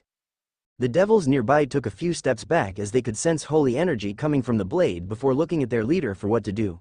All while the man was slowly yet painfully dying as every cell in his body burned from the holy energy that the weapon held. Once the man finally died, the weapon transformed into golden particles as Naruto mentally recalled it. Sirzek's eyes focused on Naruto and the strange technique he had just used. Next to him, Itachi was doing the same, not sure what Naruto had just done while hiding his shock from the fact that he had just seen him kill a man. Itachi had a lot of questions for him ever since he had ended up in wherever he currently was. He thought that he was the only one, yet here he was, looking at Uzumaki Naruto, who had changed a lot. Control your men, Lucifer Dono. Yasaka said, not bothered by what he had just done. She was quite happy with it, in fact. I could say the same thing about your husband, Yasaka Dono. He replied, not really bothered by what had happened either. It was the man's own fault and he should have shut his mouth. If you didn't want that to happen, you should have learned that dog some manners. Naruto scoffed, not hiding his dislike for the devils as a whole. As for Kuroka, we have her here and no, you won't get her. The fact that you killed of almost a whole race and marked her as an SS-ranked criminal all because she killed her mongrel of a king is laughable. Does that mean, by your logic, that if a devil kills any yokai, we can start killing every devil we come across? Sears Lucifer? Naruto asked the man. No, it does not. However, nothing. You killed off an entire race of innocents because what? You were scared? The great Sears Lucifer, the Devil King, one of the strongest beings in the universe, scared of a girl that's barely 18? Don't kid yourself. The reason you did it is because you suck as a leader. Naruto chuckled. The strongest devil, pressured into committing genocide, how amusing. As he spoke, neither side could quite believe how he was talking to the Sears Lucifer, the devil said to be stronger than the original Lucifer himself. Next to him, Yasaka let him run his mouth, having heard one of his speeches before, and she wasn't sure if she could even stop him if she tried. If he wasn't dead already, I'm sure the original Lucifer would probably kill himself in shame for how you let others run you over. Whereas he ruled with an iron fist, you on the other hand are a joke. When the original Lucifer wanted something done, he didn't ask. No, he demanded it to be done as he was the supreme ruler. There was no one that could fight him as he was the strongest, just like you are now. Though, from what I'm seeing, it's all talk and no bite. So no, you aren't getting Kuroka. Not now, not ever. She still is and always will be a Nekosho, which is a yokai and is under our protection. Your threats don't scare me because so far you're all talk yet no show. Why should I fear a man who let others walk over him? Return where you came from, Sears Lucifer, and take your dogs with you, as you will not gain entry to Kyoto. Any devils that will attempt to kill either Kuroka or any other Nekosho will be killed and the remains sent to you. If you think I'm joking, you can ask Azazel, as those crows are still forbidden from entering Kyoto. Finished speaking, Naruto turned around along with Yasaka, not bothering to wait for a reply. Let's go. These devils make me feel dirty. The guards just nodded, still awed by how he scolded the current Lucifer like he was some sort of child. Sears just stood there, Naruto's words running through his mind. As much as he hated it and hated him for talking like he was some child, a part of him knew he was right when it came to certain points. He was the Lucifer, the king of the underworld. There was no one with the exception of Ajuka, his friend, who could stand against him. So why did he let himself get ordered around so easily? Lucifer-sama, what are your orders? The voice of his bishop pulled him out of his thoughts. Looking at the devils assembled, he could see none were happy with the words Naruto had spoken and would like nothing more than to attack him. Sears knew though that if that happened it would end badly for them.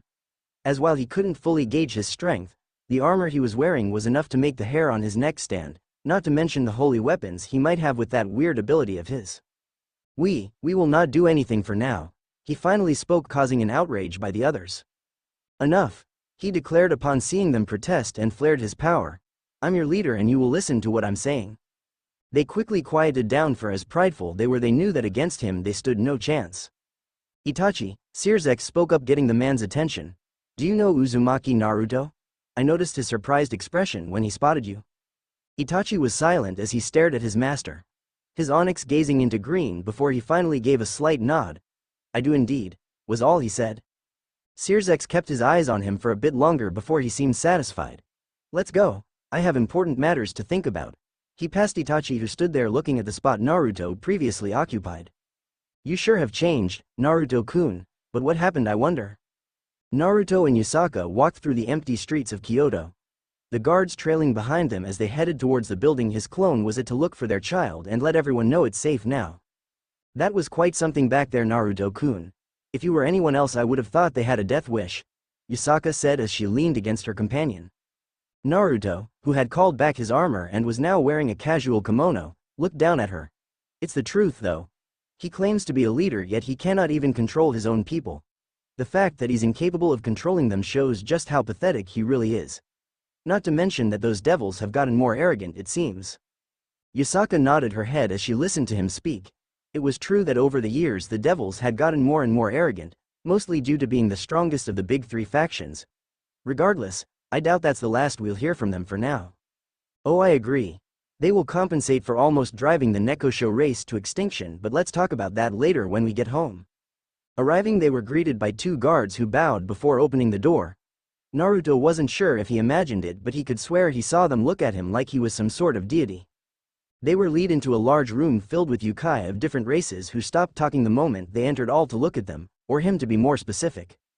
From the crowd, Kuno ran towards him as he casually lifted her up while dispelling his clone.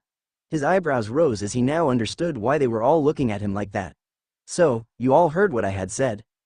Will you really NYA? The familiar voice of Kuroka spoke up as she could be seen carrying Chiron. Will you really protect me? He smiled at her. Of course, Kuroka. It's my duty as Yusaka-chan's husband to take care of her along with all of you. I won't let them take you for something as petty as killing your disgusting old master, which is something anyone would do. So as long as you're here, I'll protect you because you belong here. Kuroka flashed him a beautiful smile along with the rest of the people around him. As she watched him converse with certain people, she could feel warmth spreading through her, something she wasn't sure what it exactly meant. "Ne-sama, can we go?" Chiron asked softly from her hold, not liking how loud it had gotten, causing her to avert her attention. "Of course NYA, let's go, Chiron-chan." The sound of laughter could be heard from inside the home belonging to both Yusaka and Naruto. Inside, the duo could be seen seated on the couch with Kuroka sitting not far away from them. It was a familiar sight for the past few weeks ever since she along with the rest had arrived in Kyoto. Kuroka would bring her younger sister, Chiron, with her, who would spend time playing with their daughter Kuno whilst she would converse with either him, Yusaka, or both. Naruto and Yusaka didn't mind her presence as she was very pleasant to speak with. The fact that her younger sister was willing to spend time with Kuno was just a plus, especially since she didn't really have any friends before her. Suddenly his phone rang, halting their talks as Naruto excused himself and walked to a different room. Yes, it is true, I saw him with my own two eyes. No, I don't know how he ended up here as I haven't spoken to him privately. Why? Because it's hard since he's a bishop in the peerage of the current Lucifer, that's why. God damn it, Jiraiya, didn't you listen to anything I said? Yes, what happened to the Nekoshus is indeed true. No, there are a couple survivors currently in Kyoto, each of them is placed under protection. TCH, get your mind out the gutter, you pervert. 2 weeks, okay, see you then. He hung up before walking back to where both Kitsune and Nekosho were. Who was that Naruto-kun? Yusaka asked him upon seeing him returning. Oh, just Jiraiya asking me to confirm a couple of things. He will be back in 2 weeks so we can return to training Kuno again. Yusaka hummed at his words but gave no other form of reply. Training what, NYA? Kuroka asked curiously. Yusaka looked at her husband, who shrugged in response. Kuno has inherited a powerful ability from Naruto-kun's side of the family, more specifically his mother. However, the ability is so rare that neither of us is capable of properly training her without risking damage. Jiraiya, however, has some knowledge of how to get her started, so we have to wait for him to return. Kuroka nodded her head, satisfied by the answer she received. Say, Kuroka, can you tell me a bit about your senjutsu? I'm a senjutsu user myself, though I've been told mine differs from the type Yukai can use. Kuroka blinked in surprise. You can use senjutsu, NYA? She received a nod. How interesting for a human to know the arts. Well, senjutsu allows one to either strengthen the body and plants to either wither or grow. A senjutsu master is also able to heal someone by a mere touch if they're good enough. As Nekoshus are capable of healing a person by using buchujutsu, which is basically having sex, NYA. It increases the pleasure to incredible heights. Here Kuroka sent Naruto a suggestive glance which he completely missed. Yusaka, on the other hand, clearly noticed it and narrowed her eyes slightly at the Nekomata. It's honestly quite different depending on the person, NYA. I'm even capable of manipulating space and time. Well, only space for now, so it really depends on its user, NYA. Question, are you not affected by the maliciousness if you use it? Naruto shook his head. Not really, I was caught off guard the first time I tried accessing senjutsu but quickly managed to recover from the planet telling me to kill anything in sight. Luckily I have dealt with some very malicious beings in my life, so I can quickly deal with it now. Interesting, what can you do with yours, NYA? Kuroka leaned forward. Unintentionally or intentionally, Naruto wasn't sure, giving a good view of her cleavage. Ah, he shook his head slightly. I have 2 versions of senjutsu. The first type gives me enhanced senses.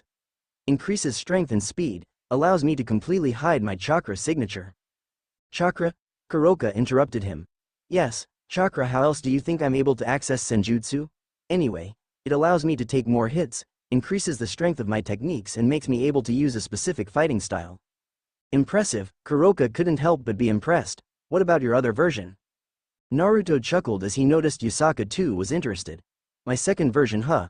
Let's just say that the first version pales in comparison.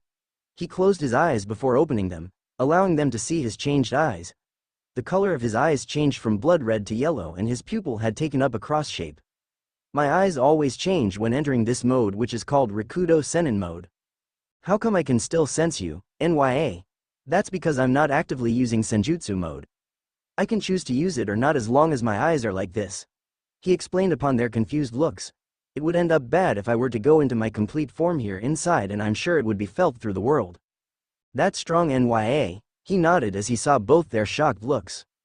Naruto-kun, why didn't you show this form when I introduced you to the council the first time? Yusaka couldn't help but ask. Yusaka-chan, the reason I didn't was because there was no need to. I only showed them enough to satisfy them. You saw their reactions to the power I showed them, right? They were impressed, yet I could sense they were somewhat afraid that I would help you get rid of them, if you know what I mean. That transformation put me on par with two of the Satans. Granted, it were the weaker of the two, but nonetheless. Imagine if I were to show them my final form, so to speak. I can tell you that it boosts my power to ridiculous heights. While not near Ophis or Great Red, it puts me above the current Lucifer by quite a bit. His reply shocked both of them as neither had any idea he was so strong. Is that why you talked to Sears X like you did? Naruto nodded. Correct, though, I also increased my power output to match his so he knew that I could back up my words if I needed to. But I didn't sense anything. That's because both my armor I was wearing at the time and the fact that I focused it solely on Sears X alone. The armor is the one my ancestor wore, and I can tell you that it has a lot of abilities. The first is the aura I gave off. While I'm not an angel or anything alike, I am able to channel slight holy energy around me, which made him already cautious because as strong as he might be, he is still a devil and susceptible to any holy energy. The second is an incredible magic resistance to the point where it can even handle the famed power of destruction. There's a lot more to it, but I don't feel like explaining right now. Let's just say that I could defeat Sears X if it came to a fight. As he finished, his stomach growled, much to his embarrassment and Yusaka's amusement. You want me to prepare lunch for us? Both Naruto and Kuroka answered with a nod. Yes please, NYA. Giving Naruto a kiss, she stood up as she headed towards the kitchen in order to prepare lunch. Both for themselves but also her daughter and Kuroka's younger sister, who she was sure were hungry after being outside for so long. Naruto walked through a path surrounded by trees all by himself. He had told Yusaka he needed some time to clear his mind, something that he usually did when taking a stroll. His mind went back to the reply they had received from Seraphal Leviathan, the Satan who was in charge of foreign affairs. It was regarding them compensating both for the slaughter of dozens of innocent Nekoshus and the blatant disregarding of arrangements. Of course, they vehemently denied it at first. Their complaints were quickly put to rest though when Naruto pretty much demanded for each devil that contributed to the massacre to be delivered to Kyoto so they could properly punish them. They didn't want that, which led to a large debate that involved many words over the phone. Some good but mostly bad. Eventually, though, they finally agreed to pay for the compensation after Sears X himself told them they would pay it completely. Something that didn't sit well with the rest of his race, but Sears X quickly let them know why he was the current Lucifer and not them. It seemed his little speech had humbled him to act up as the Devil King he is supposed to be. Though he couldn't quite hide his dislike he held for him, not that he really cared. He could hate him for all he cared, and Naruto was sure he wouldn't lose any sleep over it. Regardless though, the relationship between devils and yokai was and currently still is at an all-time low. Naruto did tell him that the negotiations regarding Kuo were put to a stop as well.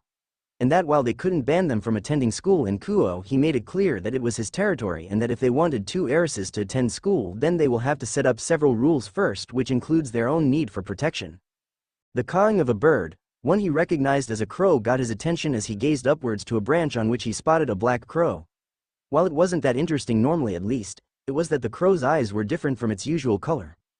Naruto could see the 3 tomo it held in each eye and quickly understood what it meant. Almost like the crow understood him, it flew up, circling around his position a couple of times before it set off, Naruto following it at his own pace. Naruto arrived at a small clearing after not even a minute of walking. He could sense there was a small genjutsu placed and quickly broke out of it. The area distorted slightly as now, barely 10 feet away, the familiar face of Itachi could be seen. A magic circle appeared underneath the crow as it disappeared. A familiar. Naruto mused as he watched the man carefully. He doubted he got here with permission of Searsex himself. Hello Naruto-kun. Itachi greeted him casually as he seemed to be staring upwards at the blue sky that was free of any clouds. Hello, Itachi. He returned his greeting with a slight pause. The sky is beautiful. No, yes, it is. Why have you come here? I doubt your master allowed you to leave. Itachi didn't react to his words as he kept staring upwards. I originally thought you were someone else with your name being a coincidence. I was surprised though when I set my eyes on you earlier. Naruto kept quiet, opting to listen to what Itachi had to say. You've changed. I can sense your aura. It's more potent than the last time I saw you, yet it is also more wild. It seems something must have happened which explains why you are in this new world. That caught Naruto off guard. So you know, of course. After all, I remember dying against my fight with my little brother only to wake up in a hospital in the underworld. You too, huh? He mumbled, unsure if Itachi heard him, recalling Jiraiya mentioning the same happening to him. Surprisingly, I woke up with a pair of eyes that aren't mine. Itachi's eyes changed into the familiar sight of the Sharingan as he spoke. I don't know whose eyes these are, but they work. Both stood there in silence. The only sound that was heard was that of birds that flew by. So, Searsex Lucifer's Bishop, huh? Naruto spoke up after a moment. Indeed. What about yourself? What happened to becoming Hokage? To Itachi's surprise, he snorted. Hokage? Why would I want to become such a thing? It's a fool's job to wither away behind a desk for the rest of your life. No, that's not something for me. Not to mention that certain events have happened that increased my distaste for shinobi in general. I see, was Itachi's simple reply as he didn't ask any further, he himself having experienced the numerous actions of shinobi that left a bad taste in his mouth. The order to slaughter of his own clan was a prime example. How did you end up as Searsex Bishop? I'm not sure. He told me one of his peerage members found me on the verge of dying. According to him, he used his evil pieces to keep me alive, that's all. Naruto nodded slightly. I see. You have a wife and child. It wasn't a question. Correct. So the old you we hunted after was an illusion? Itachi asked after a moment. Why do you say that? Naruto asked as he tilted his head slightly towards him. I'm not stupid, Naruto-kun. You look older than you should be. Your daughter is what, 6, 7 years old? If I'm going from that, it means you must have had her while you were on your training trip with Jiraiya-sama. Which raises another question of how you got here. I somehow ended up here after I died, and couldn't find a way back. You clearly do. Naruto chuckled. You really are smart, huh? But I indeed have a way to travel back if I wished to do so. But why would I, if everything I ever wanted is here? Everything? Yes, everything. A family of my own. It was my deepest wish as a child. To not be alone anymore in that rotten world ruled by greed and where the ones you would call a friend stab you through the chest. Itachi hummed. And this world doesn't have any greed? Naruto laughed. Oh no, of course it does. I mean, you devils are a prime example of it. It is one of the sins after all. The greed for power runs through your blood. Well, most likely not your own, but I'm sure some of you wouldn't mind stabbing their friend in the back if it meant they would get stronger. Does that mean they are the only ones? No, even among the yokai there are those that are greedy. Those that want it all yet have nothing to offer themselves. It makes them do weird things. Strange, even. For example, I have killed several men who tried to either get rid of either myself or Kuno. Why? Because someone was willing to pay them. They were willing to emotionally hurt Yasaka. Permanently, all because someone was willing to pay them so they could have a go at my wife. Disgusting vermin, all of them. I enjoyed watching them squirm as I got rid of them, one by one. And you know what they said? The people that gave those jobs. The people who capitalized of another man's greed. Nothing. They all said it was their own fault. That it was a flaw in all of us. I disagreed though. Something I made clear as I ripped them apart. I don't consider myself greedy at all. There is nothing in this world that I want or need that I don't have already. He turned fully and looked Itachi straight in his eyes as red met onyx. Satisfied with my answer. An almost unnoticeable nod was his answer. His mood did a complete 180. Great, not a big fan of giving people lectures. Like the one you gave my master? A nod was his answer. Yes, but he had it coming. Anyway, how's your own personal life? Found someone special yet? Itachi shook his head slightly. Huh, no chance of rebuilding the Uchiha clan yourself? I'm not sure. I never imagined myself a family or to live this long. I planned to die at Sasuke's hands and for him to rebuild the clan, which would be cleared of its bad name. Unfortunately, things don't always go as planned. Luckily or not, depending on the person, I have several centuries to think if I want to start a family of my own, Itachi replied with a soft sigh. It has been nice speaking with you, Naruto-kun, but it's time for me to go. I hope to see you again soon. As he finished talking, his form dissolved into several crows, each of them cawing loudly. Naruto stood there for a moment until he could no longer sense him in the vicinity and headed back home. He too was looking forward to their next meeting as well. Though he will have to look how Itachi managed to enter without sounding any alarms, as someone of his caliber is very dangerous. Naruto returned home. Entering the living room, he noticed Kuno was the only one in the room. She was sitting on the couch, watching television which showed some kind of anime he hadn't heard of. "Hello, Kuno-chan." He greeted her as he sat down next to her, causing her to shoot up slightly in shock. "Mo-to-san." She pouted as she did her best to glare at him, something that didn't work as it only made her appear cuter. "Come here." He patted his lap. "Your friend left?" he asked as he began to run his fingers through her hair. Kuno purred softly and leaned into his touch as she nodded. "Yes, her Oni-san came to pick her up a little while back." Naruto just hummed as he kept up his actions. "You know, he began. Perhaps I can ask Yusaka-chan if we can go on a short vacation to where I'm from." "Really?" Kuno asked as she turned around, causing his hands to leave her hair. It depends of Yusaka though, and if she's able to leave the city." Naruto moved his hands away from her hair and began stroking her tails. As he continued to comb through her tails, he could feel her breathing noticeably slow down. It wasn't long before she was soundly asleep, curled into him with her tails wrapped around herself. Lowering the volume of the television, Naruto adjusted himself so he was laying on his side while bringing Kuno with him. Hours later, Yusaka entered the room, only to stop as she looked at the scene in front of her. A smile gracing her face as she slowly walked over to them. One of her tails came up from behind her and began to tickle his nose. She watched as his face scrunched up in annoyance as one of his hands came up, trying to move the fluffy appendage away from him.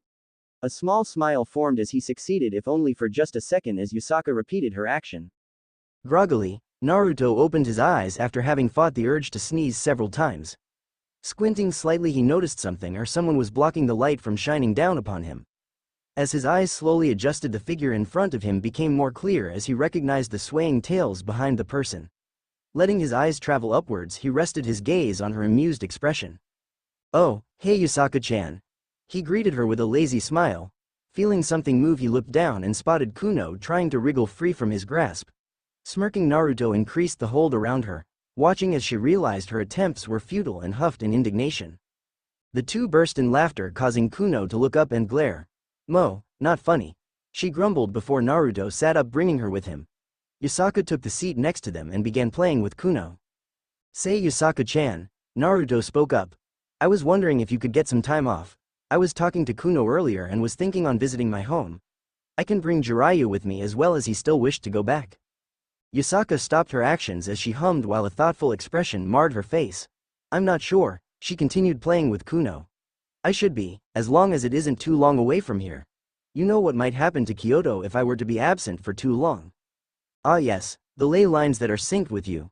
Well, it shouldn't be more than a week. We can leave some clones behind. Just have to make sure to slap some reinforcement seals on them or they'll pop." He nodded to himself. "I'll speak to Jiraiya about it when he gets back." In Konoha, 5th Hokage Tsunade Senju sighed for the umpteenth time as she read over the paper she received from the daimyo himself. It had been a weird past few months when it came to the ruler of Hai no Kuni. It started when he slowly began lowering the funding given to the village. While it wasn't noticeable in the beginning, they slowly began to realize it when the cost of living became harder for both civilians and shinobi. Tsunade had sent out several shinobi when on night large chakra quantities were noticed around the borders of the Land of Fire. The shinobi that were sent out came across a clearing that showed clear marks of battle coupled with a burned down house. While there wasn't anybody there, except for the large amount of ashes and blood that were found on the scene, they did manage to retrieve several papers which, upon receiving them, revealed to belong to the strange man who had come to Konoha little over 2 years ago. When the daimyo received the news, to say the man wasn't happy was putting it lightly. Apparently this single man had been sending money to both himself and Konoha, though Tsunade knew that he was more upset about the former. It was because of that man that they had managed to keep up with everything from merchants and traders to treaties that were held between countries.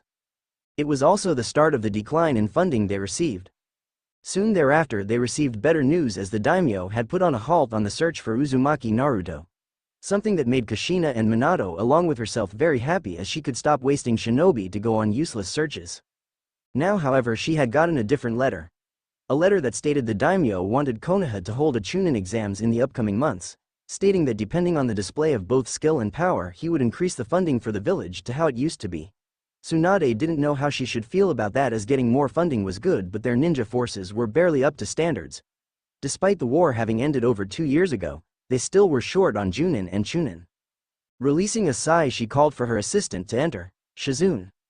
The door of her office was opened as Shizune walked in. She hadn't changed a bit since the war, with the exception that her hair had grown a tad bit longer. Yes, Tsunade-sama? Call in every available junin. I have important news to share which requires their attention. Shizune nodded before bowing her head as she left. Hi Tsunade-sama. 20 minutes later her office was filled by shinobi who quickly came upon their Hokage's request. Even Kakashi came on time, which was good for his health. Alright, I called you here because I just received a letter from our daimyo, she stated, and was pleased when she saw them all pay attention. In the letter he states that he will increase our funding to the way it used to be. However, she cut them out from being happy. This will only happen if we give him, along with his guards, a good, no, an extraordinary show in the upcoming chunin exams he wants us to hold. Muttering was heard, which she ignored. Now, I know we are low on manpower, which is why I want every one of you that is not busy with missions to train the genin that have already graduated. And I mean everyone. She let her eyes wander over each of them present. This is very important since you all know what the stakes are if we fail to impress him. So tomorrow morning each of you will be here, where you will be assigned a team or a single genin who you will personally teach. It is possible that more than one junin will look over a small group of genins, so don't be surprised. That's all. Dismissed. One by one they left her office. Some by using the door, others by making use of the Shunshin no Jutsu.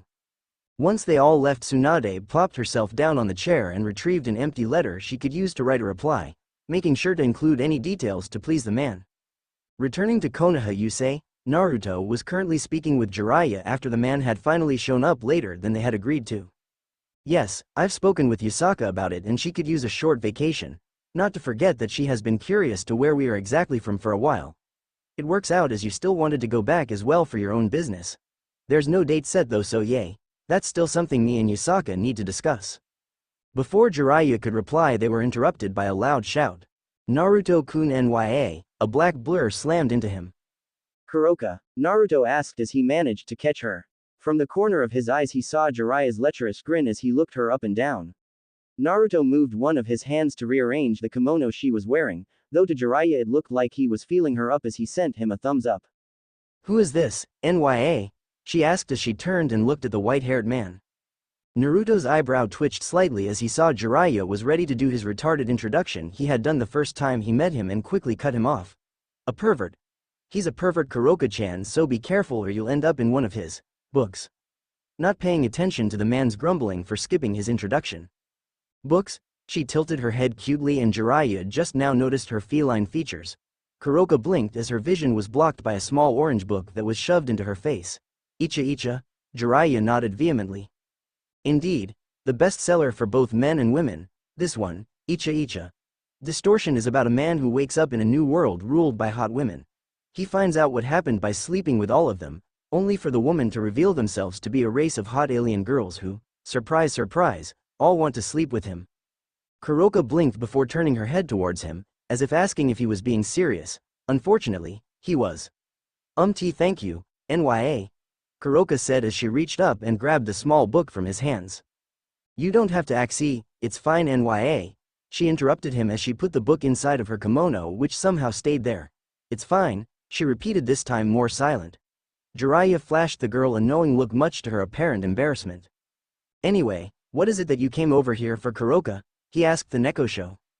Kuroka opened her mouth to speak only for no words to come out. After a moment her mouth closed as she looked down. I forgot nya. He looked at her before he slowly chuckled and petted her head. Don't worry. Let's walk back. Me and Jiraiya got done talking. Is Sharon with Kuno? She nodded. She is nya. She has been enjoying it here a lot. She walked next to him with Jiraiya following the pair. That's good. Would hate to have her or anyone else not enjoy being here. Of course there's always Kuo where you could go if you really wanted. Though, unlike Kyoto it's not as guarded, but still. If you ever wanted to travel without the fear of losing your life, Kuo is the place. Now that I think about it, I should look if I can expand my territory or those of Yukai in general.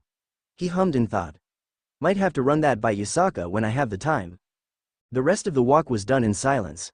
A few looks were sent their way as they noticed him walking together with a woman that wasn't Yusaka, but no one commented further on it. Say Naruto, do you still need help on that other project you're working on? He said as Kuroka casted a curious glance towards him. I don't know, maybe if I have time we can work on it. I have other stuff to look after before that though, so that depends. I'll just let you know, I guess. How long are you staying here this time? Peef, I don't know. You wanted me to try training your daughter to see if we can get any progress unlike last time. So a few days a week maybe? Naruto gave a satisfied nod as they entered his home. As soon as they entered, Naruto held his arms out. Before they could question him, Kuno dropped down from above.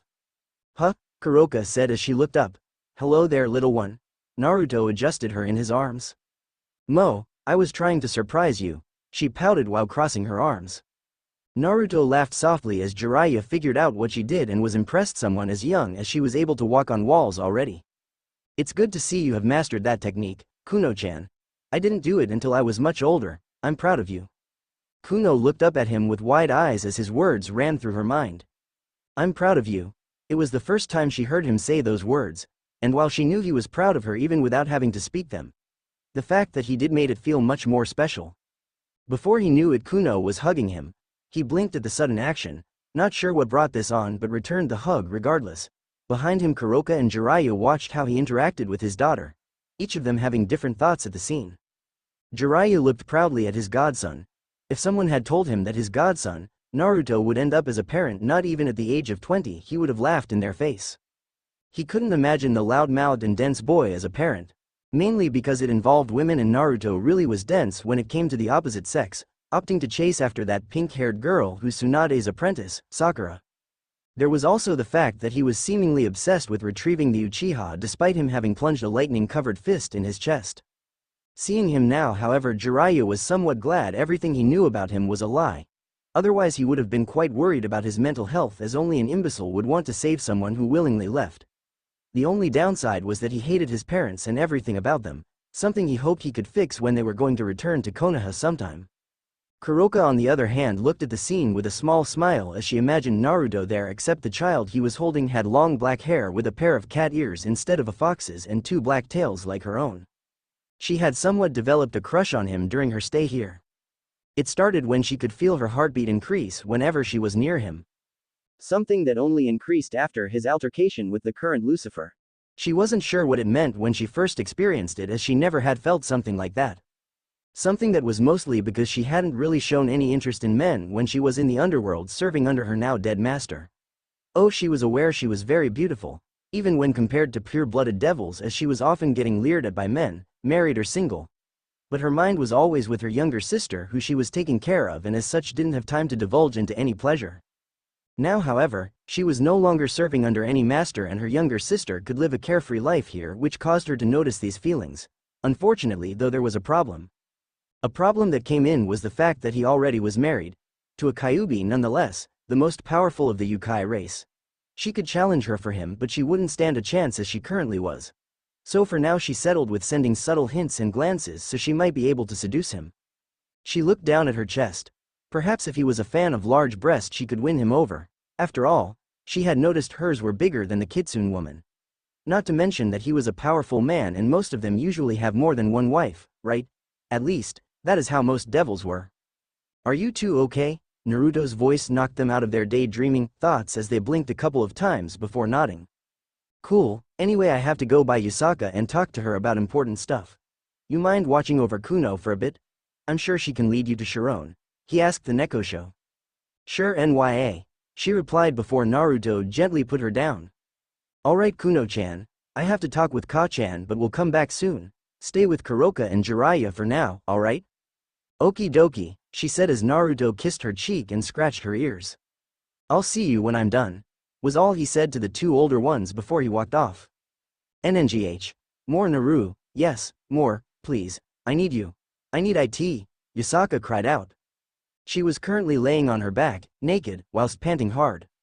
Eyes clouded with lust gazing down between her legs where a mop of blonde hair could be seen, currently trapped in between her thighs. Yusaka moved her hands over her body before she began fondling her breast, her hands kneading the flesh in an attempt to increase her pleasure. Her body shook slightly as she felt his tongue delve deeper in her folds. Drops of sweat cascaded down her face, ones she didn't pay attention to, too focused on the pleasure she was feeling. His hands gripping her thighs, softly rubbing circles that caused her to shudder. Ah, NHH. I am, AH. She came. Naruto felt her walls clamp down on his tongue as sweet nectar flooded his mouth. He did his best to drink up everything that was released, though despite that some managed to make its way down his chin. Once he was sure she was done, he moved her legs from his shoulders and moved to his knees. His gaze focused solely on the heavily panting form of Yusaka, her head slowly moving till she locked eyes with him. Beautiful, they both thought. She felt herself getting aroused, just by seeing his eyes stare at her with hunger. Hunger for her body, her mind, and her soul. He slowly made his way towards her, her eyes focused on his muscles as she licked her lips. Their hands met, fingers locking together. He moved his head down, face stopping just centimeters in front of her as he stared into beautiful gold. Naru, her voice was both soft and smooth. I want another one. No hints were needed as one of her hands left his in order to rest on her stomach, giving him all the information he required. Without further ado, his lips met hers, both rolling over till she was on top. Eyes meeting one more time before she descended down, with both knowing what they wanted, to be continued.